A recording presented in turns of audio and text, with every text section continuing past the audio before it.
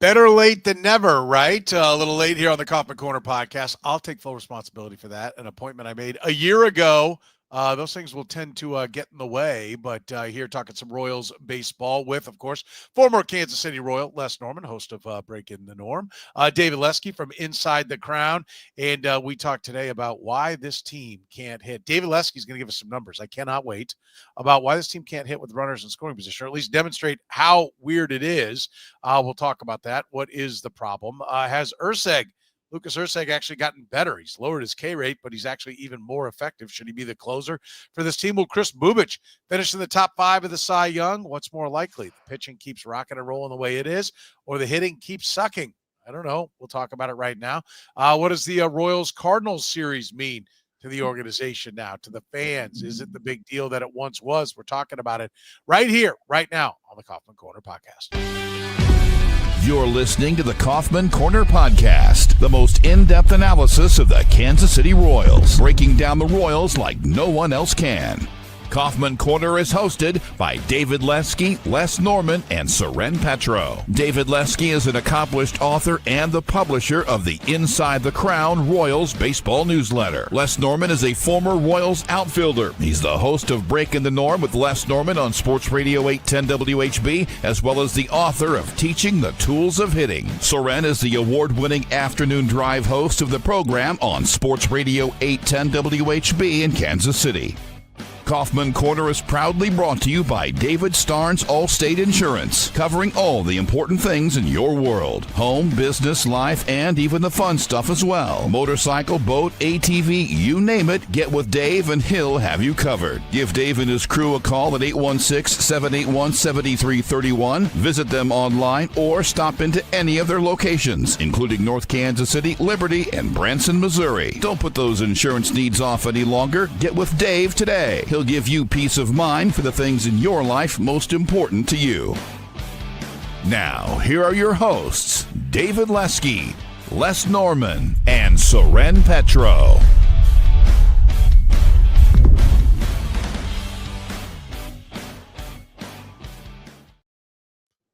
Thank you very much, Curtis. We do appreciate it. Off and running here on the Kaufman Corner podcast. And guys, let's dive right in. The Royals not hitting.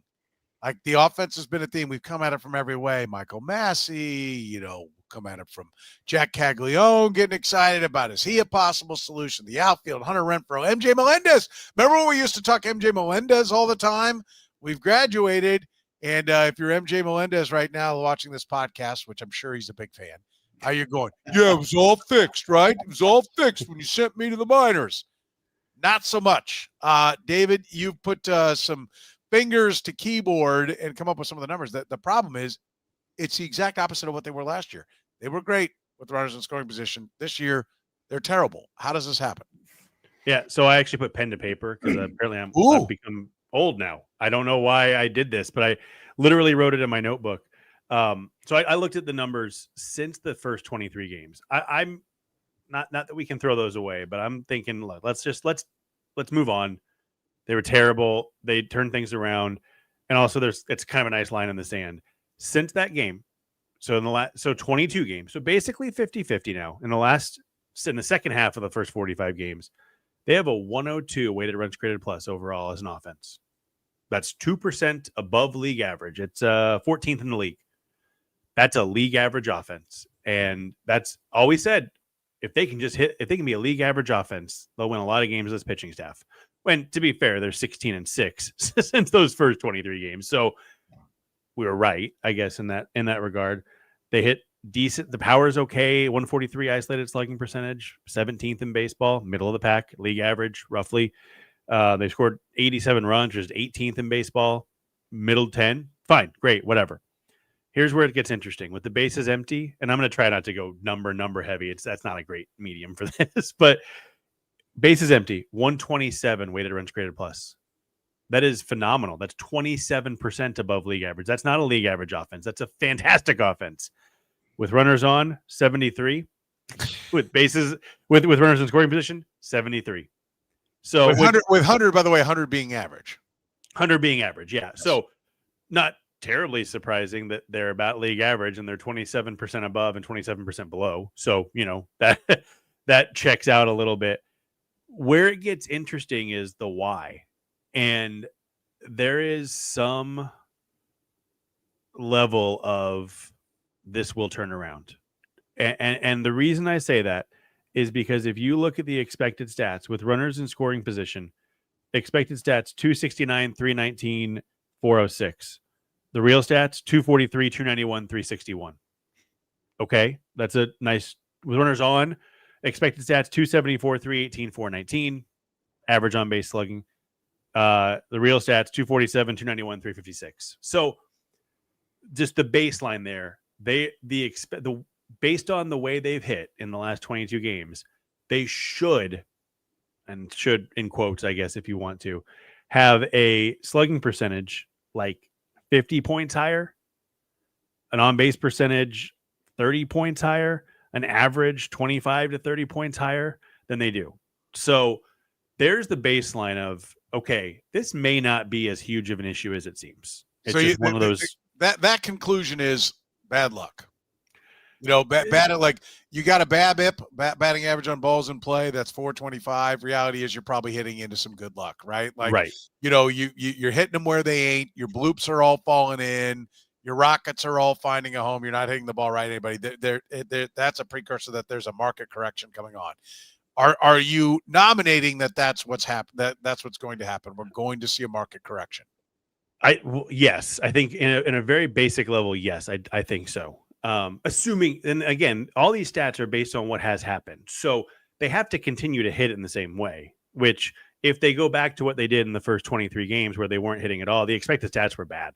Like they just weren't good. So there is some level of, okay, they've got to continue to do what they're doing. They have to stay the course, and then things should turn around to some extent.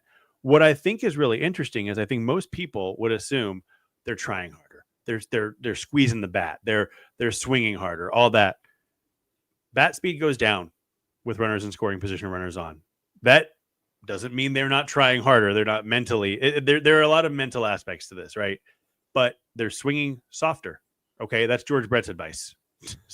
Don't swing easier. Their swing length. It's not getting longer. It's 7 on average, and there are some outliers here, but it's 7.2 feet on average swing with runners with nobody on, 7.2 with runners on, 7.2 with runners in scoring position. Their swing isn't getting longer in general. Obviously, they're chasing a little bit more. Most teams do. They are whiffing a little bit more. Most teams do. Like, there's not a whole lot of data that shows, oh, well, they're considerably worse in this way, and that's why it's happening. That's obviously the data side. There is there's a mental side of it. Right. There's I can't wait to hear less. Like, yeah, that's why I want to mention that, because I do think that the numbers show what they show, but each hitter is an individual. They're people. It's not. These aren't robots playing it. These are people playing a game, and so where I think it gets really interesting is you start to look at the individuals and what they're doing, and I think a lot of this comes down to lineup construction that I'm not sure has an answer. Okay. because not a mistake by Cotrero. There just aren't the pieces that right. create a quality. Well, created an effective lineup. I don't want to say quality, effective lineup. So here's the weighted runs created plus for some players in the last 22 games with runners in scoring position. Witt's at 270. Great. Jonathan India is at 236. He's been really good he's bumped that up over the last week and a half or so. And then you get down, Garcia's 96. He's third best. Salvi is 89. Again, 100 is average, so just below average. Then you get down to their number 3 hitters, minus 18, which by the way, he hasn't been hitting poorly overall. And I don't. This is only in May. But I had it up and I lost it, so I'm gonna pull it up real quick. But Vinny Pasquantino in May has not been horrible. I mean, he's hitting 300 in May, and this goes back to April 22nd. Actually, they had an off day on April 21st. But it's just this. I don't know what's happening with runners in scoring position for him, And his numbers aren't significantly worse. His expected stats with runners in scoring position are not great, but they're better than he has been. So there's some aspect of luck there too.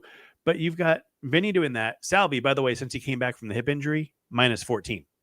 Right. And so if you're noticing it in the last week and a half more than you did before that, Vinny and Salvi are not even they're below 0 in weighted runs created. I didn't even know you the best could get stat there. I didn't even know that was possible. Well, the Royals are recreating the scale on weighted runs created plus, but it's not. Massey's been terrible. Where does he hit? 6th. Yeah. So you've got 3, 4, 6 not doing anything. Rallies die. So I think that's a big part of it. Yeah, and I think it's interesting because it seemed like last year, like the baseball season's a long grind, and it's the one true tell, right? Because you play so many games, it's the true indicator of who the best team is. You don't get some kind of fluke team kind of getting lucky with the schedule and some injuries, back-assing their way to a championship, right? That's the theory, and I think it's right with so many games being played. But it does look like last year they managed to defy the odds and be incredibly good with runners in scoring position. And we all celebrated it. And as an organization, you want to believe that your guys are mentally tough. Your coaches have prepared them. They know what pitch to look for, all those things. Maybe you can be lucky for a whole year, right?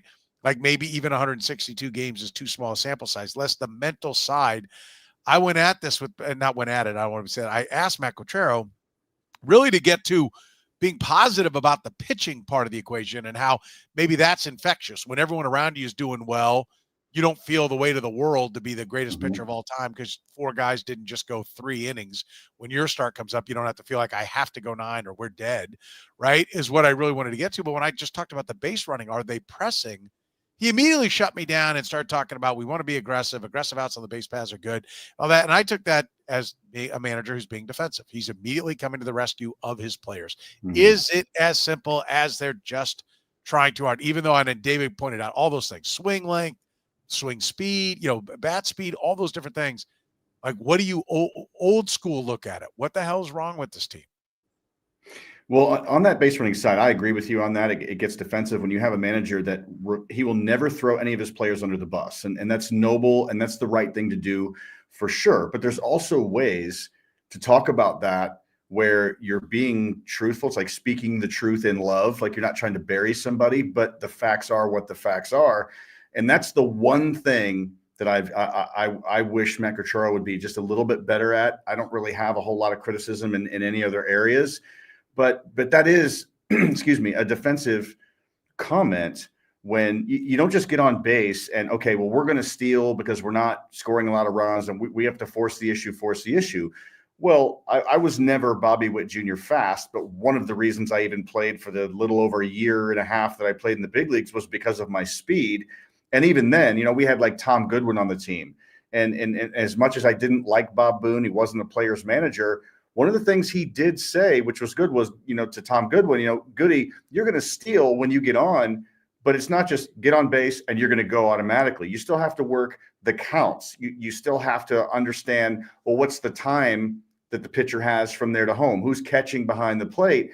You have to be very selective in those situations as well. It's not just a free-for-all, like, okay, you're on base, you're a base stealer, you're going to run. Because oftentimes that'll take you out of innings and you're taking yourself out of the premise of, well, we're going to get on and we got to get you in scoring position. Well, right, but that's a big league catcher back there. And that's a big league pitcher who's going to vary his times. And he's going to throw certain pitches at certain times. And he's going to throw over at certain times. And so you can't allow yourself just to automatically and recklessly just say and assume you're on, so we're just going to get you into scoring position. On the hitting side, I was like a kid in the candy store, holding a pen in my hand underneath here, just twisting it like the evil guy, wanting to talk about hitting so bad. Yeah. So there's so many areas I could go with this. At 8-14, 22 games in the season, you had 3 guys that you could rely on. It was every day, it was 8 or 9 hitters on the opposing team versus 3 or 4 of our hitters. And that just, it couldn't cut it. And finally, they got rid of the black hole of offense that was MJ Melendez and got him out of there. But it still forced you to utilize guys like Hunter Renfroe, who since he came here has done nothing for the Royals, except maybe a tiny little stretch last year.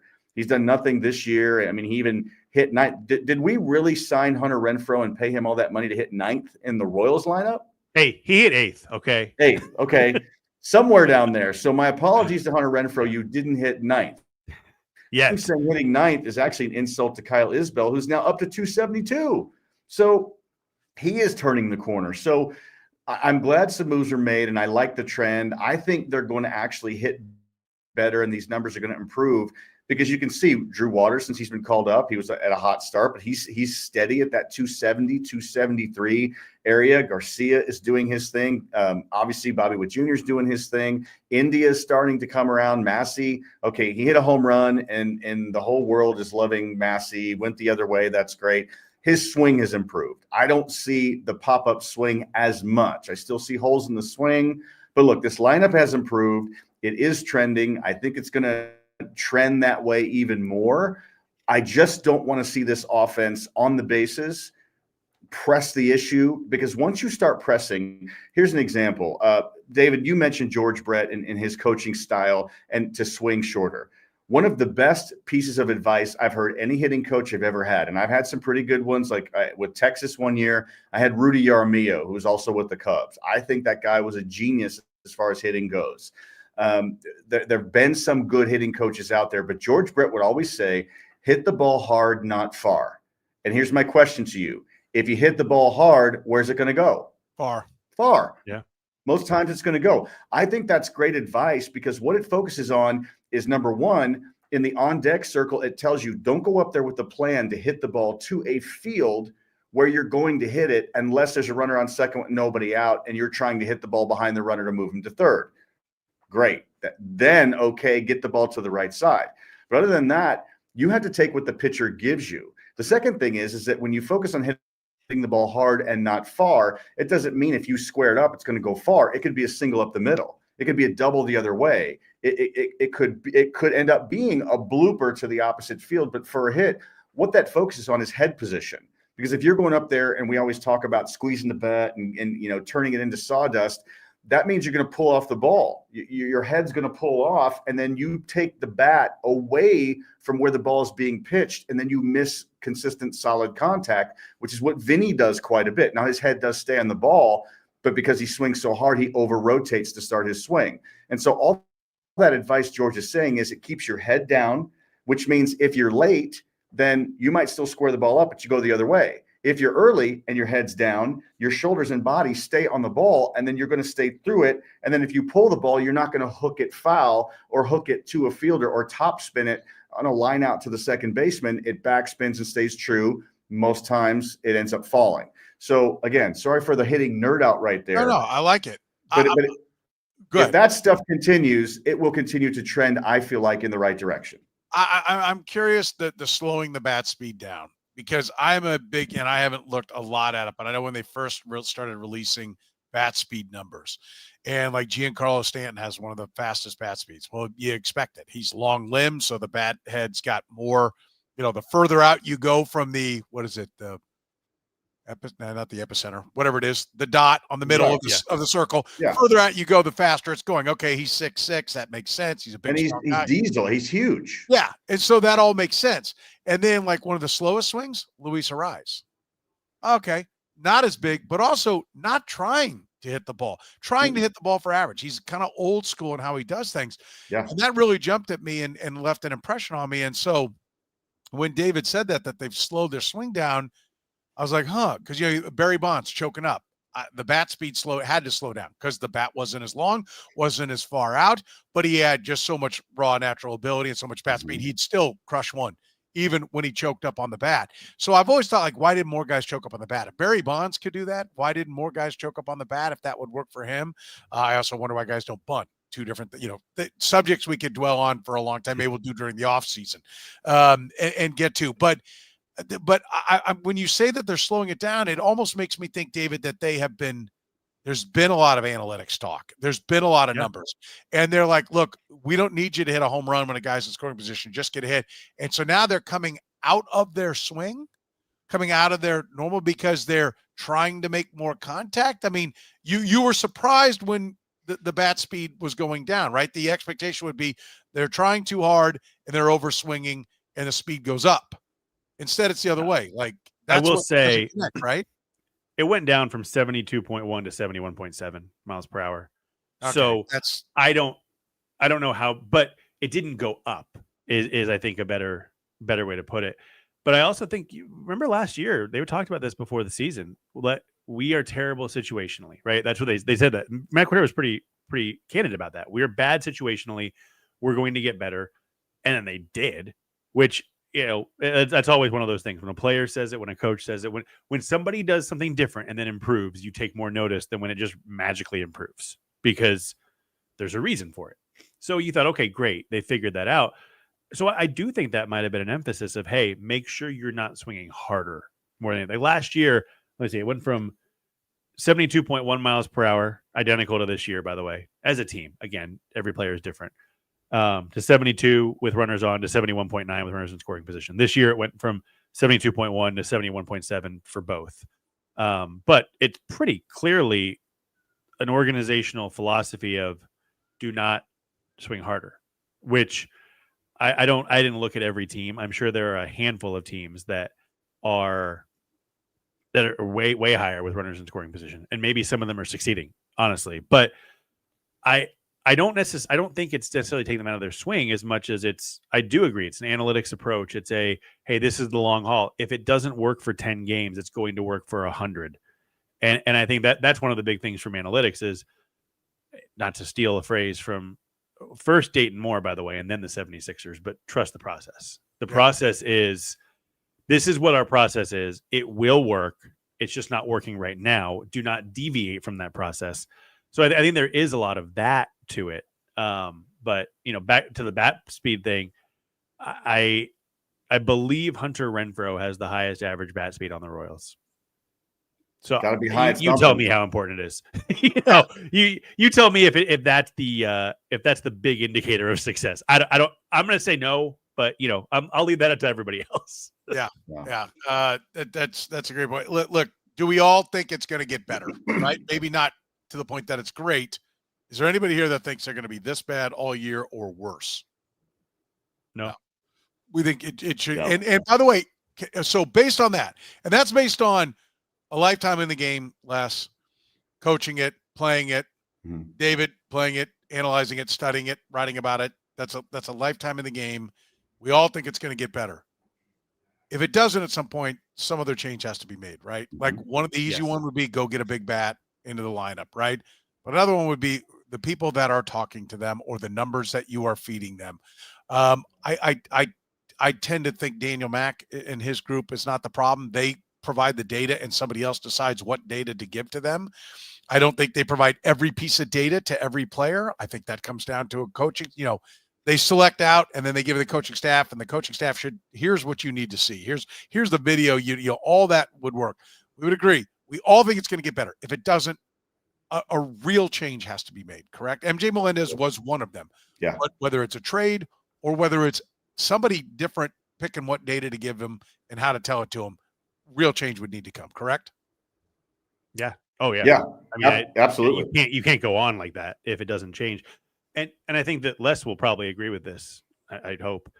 Sometimes it doesn't really matter if the voice that you have right now is right or wrong. Sometimes you just need a different voice. Absolutely. And it doesn't mean that, Soren, you talk about this with Andy Reid in Philadelphia. It doesn't mean that you're bad. Yeah. It means that something else needed to happen. And the Rangers, they had a great offense 2 years ago with, I'm blanking on their offensive coordinator's name. Yes, that's his title. But they fired him and they brought in Brett Boone, who had never coached. I don't know if it's a dead cat bounce or not, what they've done over the last few games, but sometimes you just need somebody different.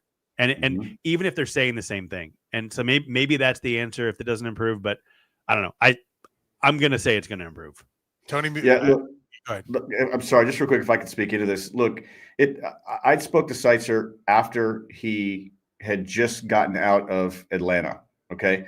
And I had asked him, okay, what was it like working with Freddie Freeman? Because Freddie Freeman does not swing in any way, shape, or form, Kevin, like you teach. Nothing in your philosophy, your approach, nothing watching him hit tells me that he is a Kevin Seitzer prodigy at all.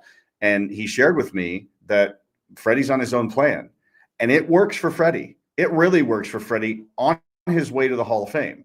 And so the point that I'm trying to make is that if the Royals are doing this, it shouldn't happen. And if any team's doing this, it shouldn't happen. Like you said, David, every hitter is different.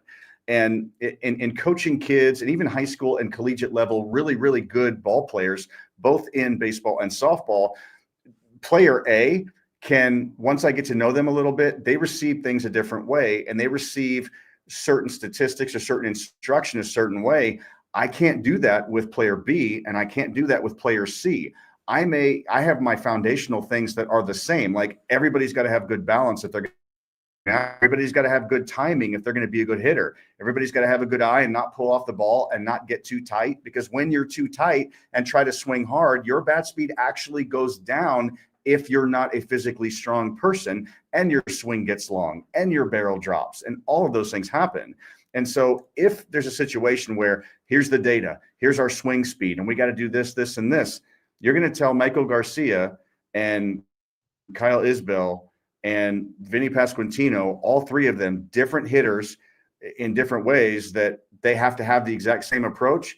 Absolutely not. And if that's going on, and again, last point, I'm not about anybody losing their job, but if that is going on, then it might be time for somebody to move positions out of the hitting side of things and bring somebody in that is going to work with them. Okay, here's our overarching philosophy, but every hitter is different, and I need to take time to learn these hitters and what they like to receive and how they like to receive it, because then I can work with an offense that's going to adjust and mold, and each piece is going to fit a little bit better. But right now, you can't put the same piece in the jigsaw puzzle and expect the whole thing to fill in. Yeah, I think Kevin Seitzer does a great job of, like you said, not messing with guys that don't need to be messed with, tweaking what guys need to tweak, or rebuilding an entire swing like he did with Alex Gordon. I think he's devoid of ego. And Raul Ibanez too. Yeah, Raul Ibanez. He gets accused of, like, you have this hitting approach. He has a basic philosophy, yes, but he works within. Ronald Acuna isn't his, the guy that you would point to, but he obviously has the ability to, work within the confines of what each player brings to the table. And that's what makes him so great. And the combination of putting him in the leadoff spot. Yeah. And if only a guy like Kevin Seitzer had been available sometime recently. Let's take a break. We will hear from our friends at David Starnes Allstate Insurance. If you have any questions about your insurance, David Starnes Allstate Insurance has got you covered. David Starnes Allstate Insurance, serving the Kansas City area and all throughout the Midwest. With David Starnes Allstate, it's not just about fender benders. Beyond traditional safeguards, enjoy perks like roadside assistance for unexpected breakdowns, transportation expense coverage when your car is in the shop, auto replacement protection to keep you on the road in style, and much more. You can give Dave and his crew a call at 816-781-7331. Visit them online or stop into any of their locations, including North Kansas City, Liberty, and Branson, Missouri. David Starnes, Allstate Insurance. Your favorites are back, Kansas City. Now for a limited time at all your KC Whataburger locations, get the Mushroom and Swiss Burger, 2 large beef patties, Swiss American cheese, fire-roasted mushrooms, and creamy au jus. How about the sweet and spicy bacon burger? 2 large beef patties, American and Monterey Jack cheese, bacon, grilled onions, and topped with sweet and spicy pepper sauce. Or grab the patty melt, even the honey barbecue chicken strip sandwich. They're all perfect with the Whataburger Banana Pudding Shake.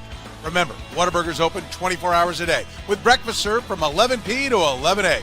And don't forget, you can get all your Whataburger favorites and more by downloading the Whataburger app with the QR code. Whataburger, proud sponsor of the Kaufman Corner podcast.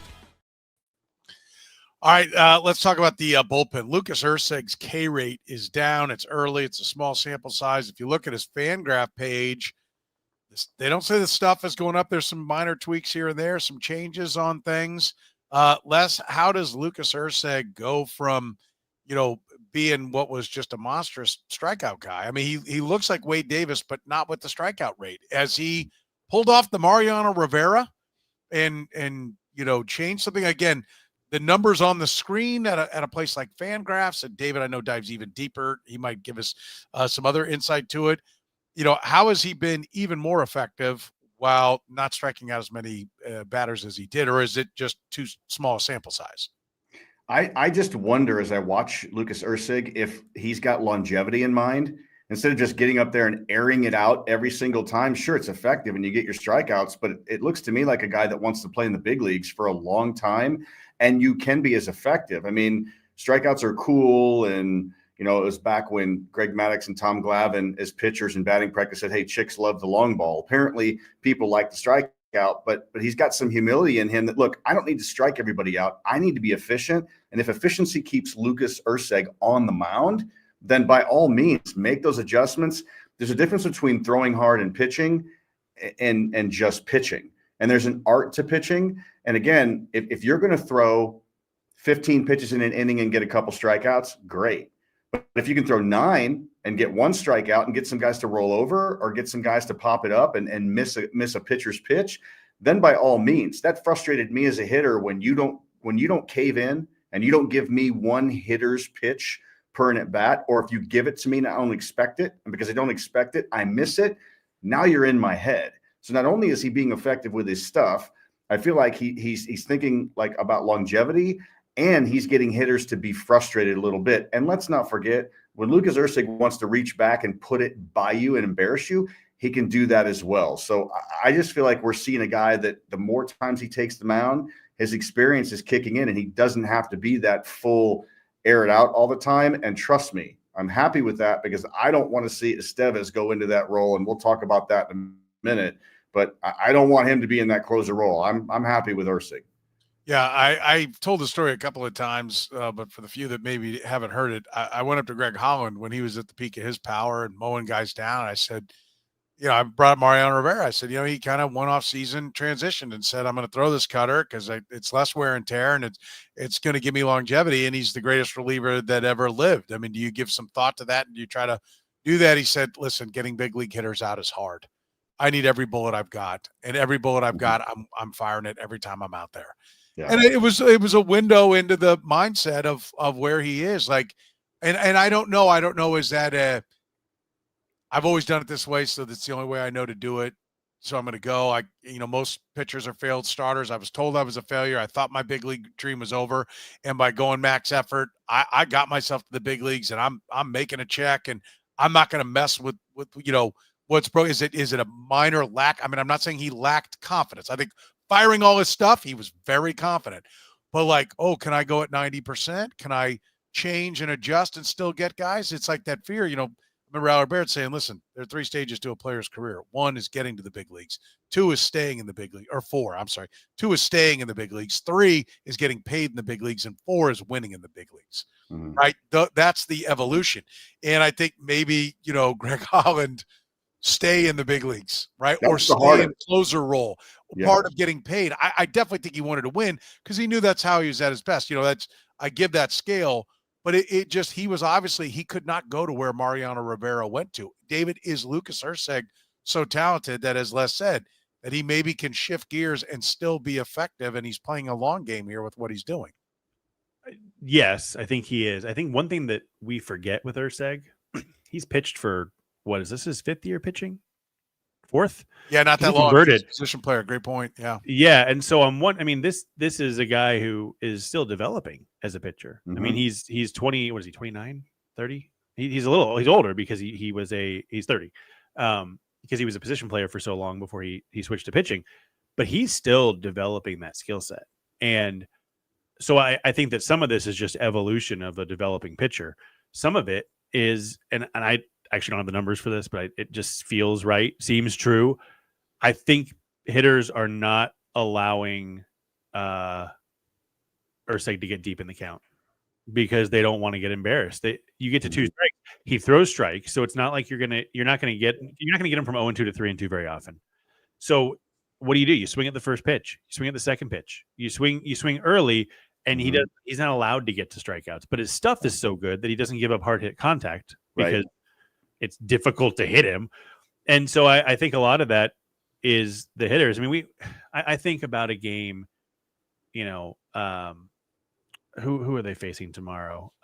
Is it Andre Palante, I believe? I have this written down for something else, but no, I'm sorry. It's Miles Michaelis on Saturday. There are 70% first pitch strikes. That's a great way to get deep in a game as a starter, because if you're either 0-1 or you're getting a first pitch swing.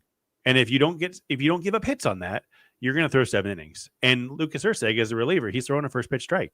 He's up there giving you a first pitch strike 63.5% of the time, which is a great number.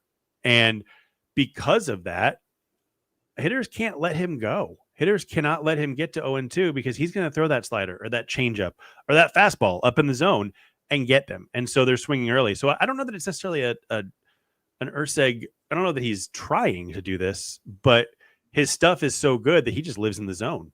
And there's no reason to play with hitters when you've got stuff like that. And he doesn't. And I think hitters are not letting him get deep, and it's just helping him. And I mean, when you're that talented, there's not really an answer as a hitter against a pitcher like him. And so it kind of is what it is. You're damned if you do, damned if you don't kind of situation. But I think that's what's happening more than anything. Yeah, I'm going to say this. Sorry. Yeah, I just want to say this real quick, and I'm going against my own kind. Hitters are stupid. We're just stupid because to hit Lucas Erceg, you need to take that first pitch strike. And we've talked about if he grooves one. Now, if he throws a fastball right down the middle and you don't swing in it, okay, then that's on you.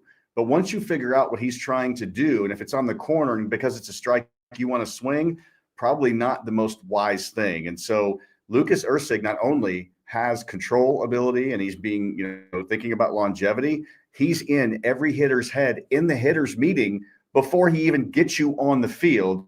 And that's one of the things that's one of the arrows in his quiver that he's got that most people don't realize.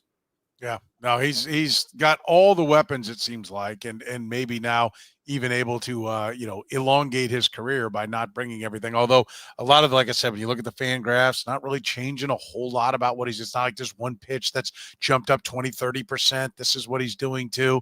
It looks like this might just be an anomaly. I'll be honest with you. Fastball's off a little bit, sliders off a little bit, just within the realm of could be just whatever, but he's super effective, and that's what you want. And should he be moved into the closer's role right now? Maybe this is overreaction as we sit here watching the bullpen give it up last night. I'm a big believer I think losing games in the 9th inning is so crushing. I cannot argue with what Matt Quatrero has done with using him as a fireman. We can, last year, that was a problem. I'm a big believer in that part of the reason why HDH was so effective is every guy was treated like a closer. They knew the 7th was mine, and they prepped. They got all their rubber bands out or whatever they like to do to get ready to go. They got to do all that crap, right? And I think that's part of it. Mariano Rivera always got his routine.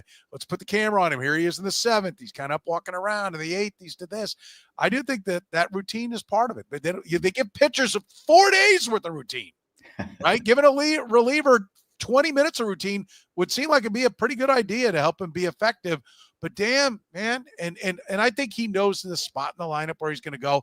It's not the old days where the manager goes, get him up, and he gets 3 warm-up pitches and he's in the game, right? That doesn't exist. But I cannot argue with how effective it's been to this point, but I also can point out that it's maybe a small sample size. And maybe, on down the road, having Eck in the 9th is better than throwing Eck out in the 7th, because there is some, there's some prediction, and this is the most important part of the game.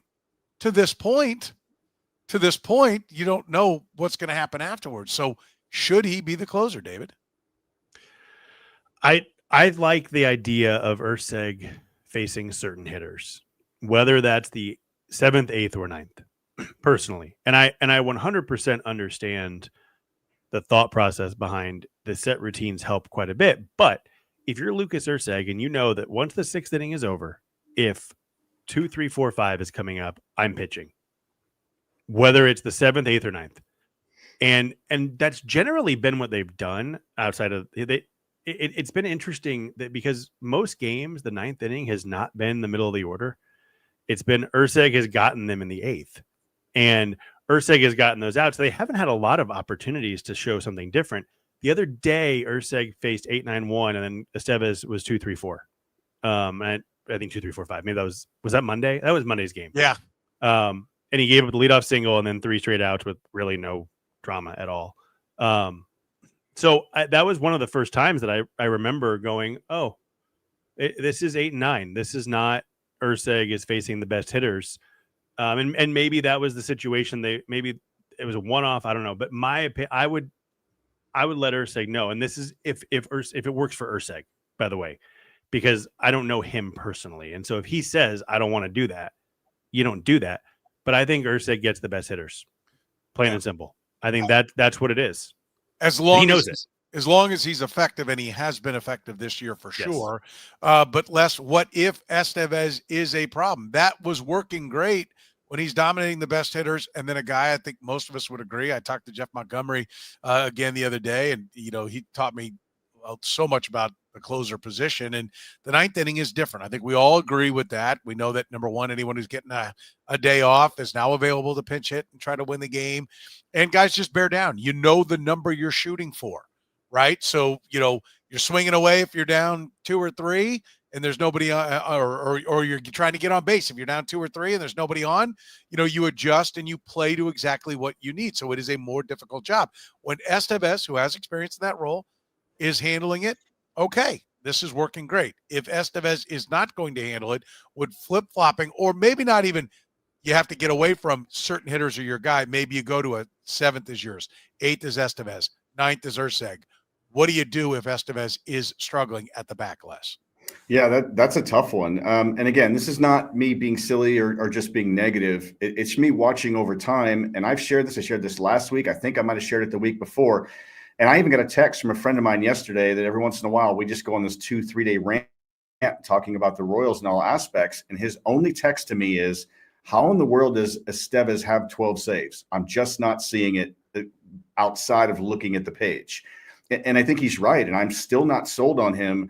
I mean, I know it's who we have right now, but I feel like comfort-wise, I don't even want Estevez throwing the 8th inning. I'd rather him throw the 7th inning to give us a chance to recover if he blows it. I still think he's all over the place. Now, if we're ahead enough runs where it's 3 or more, okay, that's completely fine. But if you have to throw him, Erceg to me is the closer. I don't care who in the lineup is. I feel like if you're starting to manage the lineup, well, this spot in the lineup is coming up. A closer is a closer to me, and Erceg has proven that. I feel like that's why we got him. And then when you go out and get Estevez and then flip-flop that, and one day you're going to use Erceg because the best lineups are in the 8th inning, and then he can take 3, 4, or 5, and then Estevez will probably face 6, 7, 8. Okay, fine. But then what happens if he blows up? You've already burnt Erceg. Now you can't keep Estevez in there. Then who? It's the old thing that I've learned from Soren Petro. If not him, then who? And so now you're having to do closer by committee. You're setting him up for that. So bottom line is, if you have to use Estevez for the 8th inning, okay, use him for the 8th, but don't flip-flop based on lineup. Your closer is your closer. Some days you're going to face the hard hitters, and some days you're not. If he's your closer, then you ought to be able to get anybody out. And so eventually, maybe somebody in the bullpen starts to elevate themselves. They become the 8th inning guy and use Estevez for the 7th inning. And so right now, I'm just completely not sold on him. But again, we have to use him fine. But for me, Erceg is your closer. Use him as your closer. If Estevez isn't working in the 9th, how do you change it, David? What's the next approach? Well, I mean, I think first of all, one thing about Estevez is feelings aren't facts. And I agree there are sometimes Estevez contracts aren't facts either. And sometimes decisions are made based upon the size of a contract. Well, we're paying him this, so we're going to use him here. The money is spent. I mean, there is the psyche of the other guys in the clubhouse, and Les, you can speak to this. Some guy makes a big load of money. He's a leader because, like, man, that he's getting the check. It could be tough to be like, our $11 million guy is our 7th inning guy, and our league minimum 1.25 guy is our 9th inning guy. I mean, that, and sometimes it's hard for teams to go ahead and do that. Sure. I'll say this real quick, David, just on his point, and then I'm going to be quiet and let you talk. A leader in a clubhouse is projected based on his amount of money, but a leader in a clubhouse is not based on his success or failure. A leader in a clubhouse is based on how he handles his success or failure. And so just because you get a guy that makes a lot of money, I'm not necessarily going to follow him because he's making this amount of money. I'm going to follow him not based on how many strikeouts or how many home runs he's hitting. I want to see how he responds and acts and gives advice to other people. So for me in the clubhouse, that bank account doesn't matter. The expectation is you're paid to do something. And And if you don't, guys fail, guys succeed, guys have tough seasons, guys get hurt. It's how you handle it and how you handle yourself every day. Sure. Oh, sure. For sure. It's interesting to me because I'm the same. I watch Estevez and you go, well, this is a little iffy, but look, the numbers are what they are, right? I mean, he's given up runs in 4 of 19 games. Well, he gave up in the Wednesday night game against Houston. He gave up a single at 70 miles per hour exit velocity with the runner on second base. That, look, you made a good pitch. It happens sometimes. And sure. I mean, I think part of it is you want to say, well, you gotta be able to get a strikeout. Sure. And that's part of why I think there's some feeling that he's not been as good as the numbers would indicate. But I mean, look, he's got a 2.29 ERA. Yes, 10 walks. A lot of people point to the 10 walks. 3 of them are intentional in extra innings with the runner placed on second base. This is my hot statistical take, if I could talk. Intentional walk should not be part of your walk percentage. That's just my thought, because he didn't do it. I mean, especially now, you're not even throwing the pitch. You put 4 fingers up and he walks to first. Yeah. And so you start to look at that a little bit differently. And then, I mean, even last night he walked Paredes, who, I mean, I don't think anybody was upset about that. He was clearly not pitching to him. That's a walk. You still have to count that because he threw the pitches. But yeah, I feel like there's this idea that he's been awful and he's actually been really good. And I get that there's a concern that, okay, well, this could fall apart because he's not getting as much chase. He's not getting as much swing and miss, all that. I don't think it's the dollar amount. I think they really like the fact that they have flexibility with Erceg and that Estevez has handled the 9th inning just fine. And I also think that Matt Quatraro showed last year, and Brian Sweeney, Zach Bove, it's not Matt Quatraro only making these decisions, that if that changes, they'll make a change. I'll never forget this. They had James MacArthur warming up behind Will Smith in the 6th game of the season last year. Will Smith was signed to be the closer, and it took 6 games. Now, that was different. Will Smith was really bad to start the year, but they're not really fast with roster decisions, but they're really fast with role decisions. And so I don't have a problem with the way they're handling the bullpen right now. I think that if Estevez does start to crater, I think they'll move him. And I think he'll probably, I don't know if he'll go to the Erceg role. I think they'll probably go a lot more toward this is your inning. And maybe it works, but I can tell you right now, this is working. What they're doing. The bullpen's been really good, and Estevez has been not. I wouldn't say he's been great, but he's been really good too. And I don't know. I think that there's a lot of hand wringing over Estevez because he's compared to Erceg, who has been so good.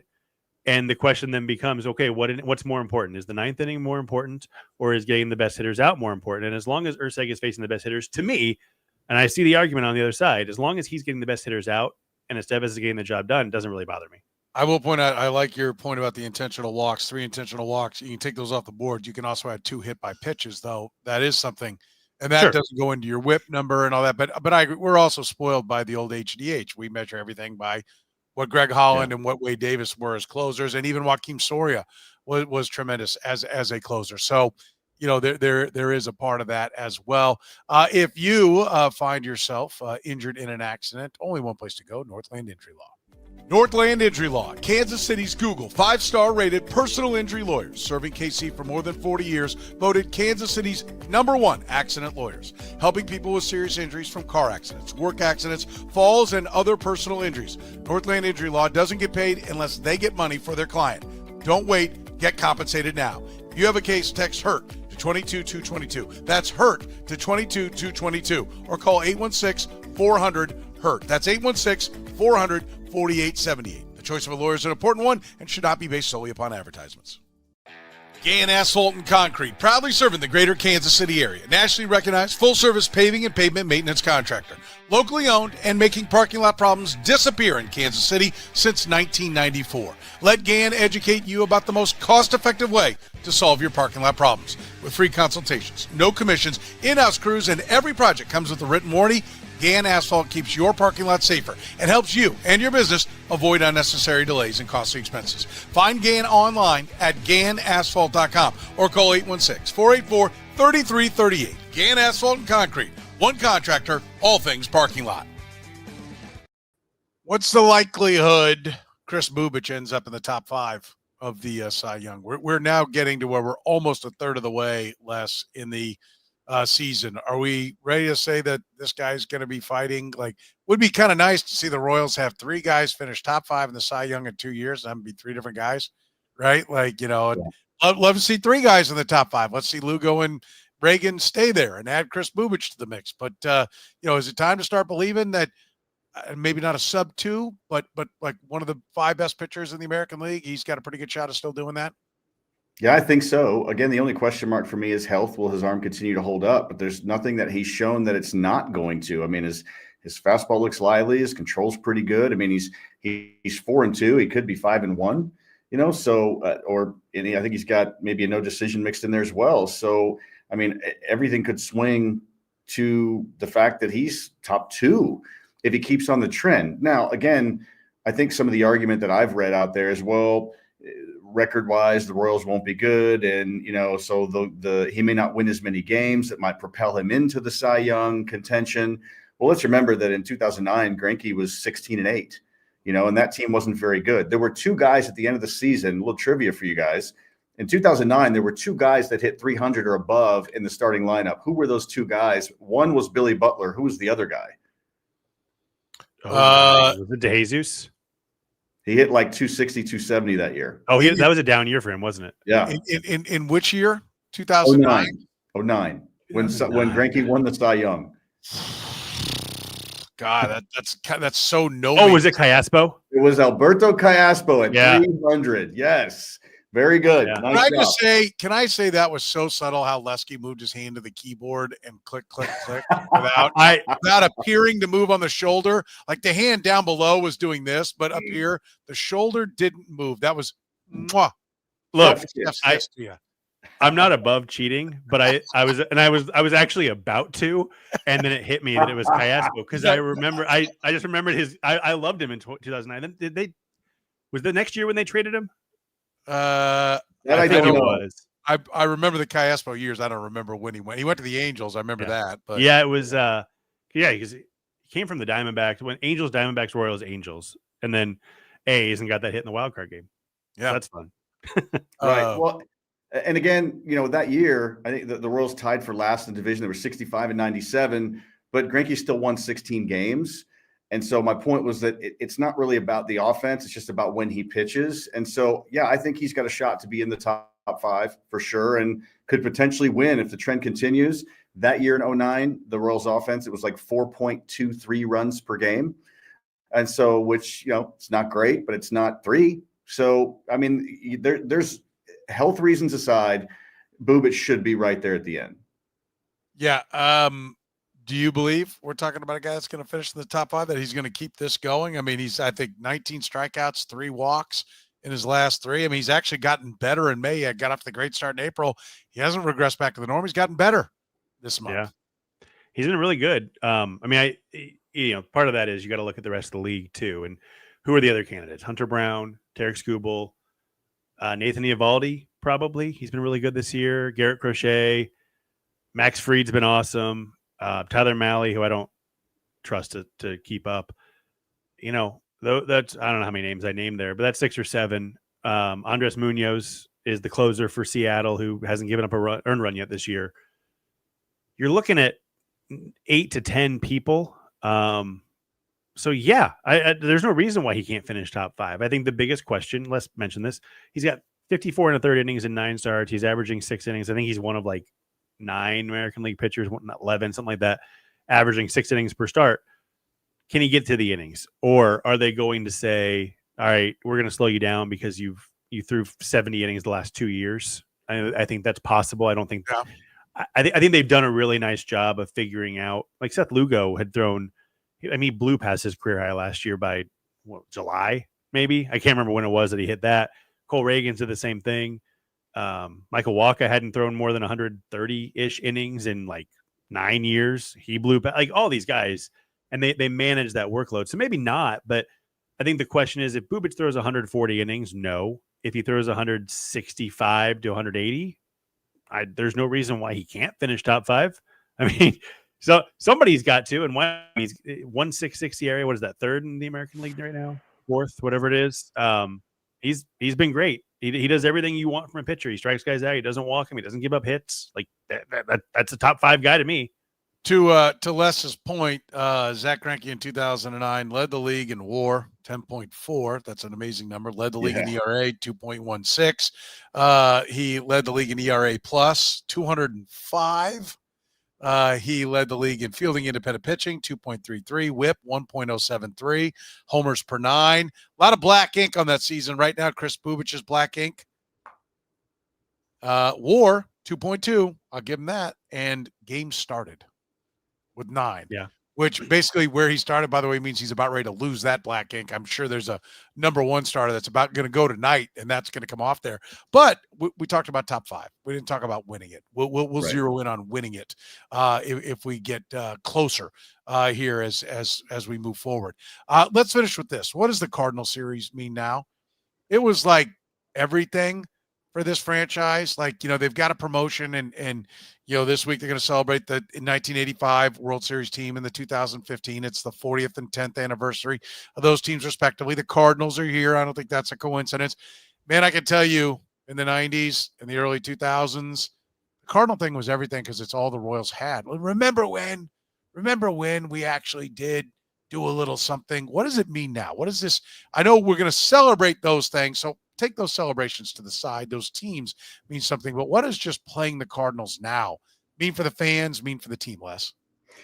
I think it's huge in a couple of different areas. Number one, that rivalry, obviously, everybody loves a good rivalry, whether it was the old Royals-Yankees rivalry. I grew up in Chicago right around Michael Jordan's time, and so it was them and the Pistons. It was Jordan and Reggie Miller. You have all these rivalries, and so it's your in-state rivalry. It's your American League, National League, so that is always good for the organization and fans. The St. Louis Cardinals being in Missouri it gives the marketing department the week off. I mean, the thing markets itself. Of course, they don't take the week off because they have to capitalize on it. But that kind of rivalry is great because it's so close. It's just a few hours away. You've got so many Cardinal fans here in Kansas City. And I went to speak at an insurance conference last week in Springfield, of all places. And one of the things I did was have some trivia contests to warm them up a little bit and give away Royals bobbleheads. There were like half the people like, I don't want a Royals bobblehead. I mean, just in Springfield, there were Cardinal fans there. And so then that adds to some levity in the situation. And so that rivalry is great. I love to see that. The other part is, too, that it really bridges the gap between this generation of fan and the old school generation of fan when the Royals beat the Cardinals in the 85 World Series. And so there's that old school, grumpy old man. We love old school baseball and this new generation. I mean, think about when Rex Hudler came in. You either loved his style of broadcasting or many people hated his style, but they brought him in because it was this new generation of trying to bring everybody back. And so many reasons why the Cardinals-Royals rivalry in games are huge. Yes, it brings back the old World Series, in-state rivalries, the fun, the bragging rights, all that. I think is just a great thing for baseball in this area. All right. What do you think? David, you have to say, because I got a little bit different view. I do too. I think it went from a rivalry series when the Royals were nothing to a series with a rivalry.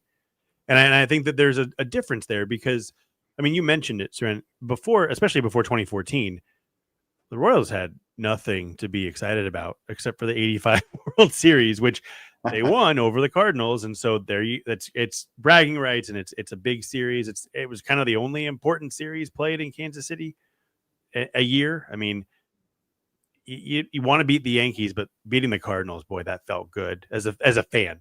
I mean, Yankees too, I guess that's maybe I'm a little bit off on that, but I think once, you win another World Series, like even in the lean years between 15 and last year, I think it meant a little bit more than it maybe does today, but Royals are a good team. It's about winning baseball games now. And so that's why I think it goes from that rivalry series to a series with a rival. And I think it is a little bigger. It feels a little bigger because it's Cardinals. I just don't think I don't think the Cardinals is the draw that it once was. One thing I will say, I mentioned this on Monday on Inside the Crown. If you're a Royals fan, don't wear your Chiefs jersey. Come on. I see people in Chiefs jerseys and I'm going, you're a Royals. You're adding to the red. Stop. Wear blue. Well, don't wear a Chiefs jersey ever to a Royals game. Right. Well, that's fair. That's fair. But listen, especially against the Cardinals or the Red Sox or whoever, just don't do that. If you have a choice, I mean, if you've been given a ticket and it's tough to find, I understand. But if you've got a choice, please wear a blue shirt for God's sake. If you can't wear a black shirt, just don't contribute to any other. Wear a non-red shirt. It was a big deal. I can tell you that, having done a lot of pre and post and obviously as a talk show host covered this team for a lot, I was so sick of every year Royals Cardinals being dragged out there. And it's been pointed out to me by some folks in the organization that they didn't actually do that many things.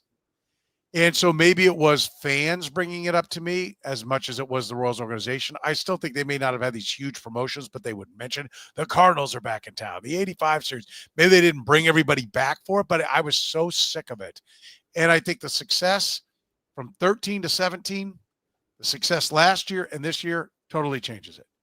You can root for the Royals. I don't have to come back for it's not a high school reunion where our fat balding asses get together to talk about, remember when we were cool and we did look pretty good and we were kind of slick? Weren't those days great? Remember that? Remember when we did fun things and what our life wasn't about getting so-and-so to soccer practice and baseball practice and all that. Remember when we were cool? It's not like that anymore because we're cool again, right? So it does not mean as much to me. And I thank the Royals organization for it not meaning as much to me because Royals Tigers means something to me, right? Even Royals White Sox, good. Let's put a win in the column. We got one. Let's beat up on them. The Royals mean more to me now. So the Cardinals don't have to. Playing the Cardinals doesn't have to mean as much to me. And that is a good thing. That's fair. For me anyway. Doesn't mean everybody else looks that. I'm also the weird guy that my favorite team is the Royals and my second favorite team is the Cardinals, right? Everybody else, it doesn't exist for me. I was born in St. Louis, lived there for 2 weeks and have lived in Kansas City for 49 of my 53 years on this planet. So, Kansas City is where I'm from. It's my home. I've got a little bit of a tie to St. Louis. I got a lot of friends that are Cardinal fans. I just can't get, I didn't grow up with KUMU and KUK State and we can actually be buddies and piss and moan about it. I don't want to do that. So I might be unique, but I think most of it is the Royals have had success. And I am now invested more in the Royals than I am trying to get one up on another fan base. That's my view of it. I don't know. Yeah. Agreed. And hopefully they will have a good weekend just to beat their opponent. But there will be plenty of Cardinals fans out there. They're great fans. And, they haven't had the season they want, although they've been pretty good here for a couple of weeks. That's for sure.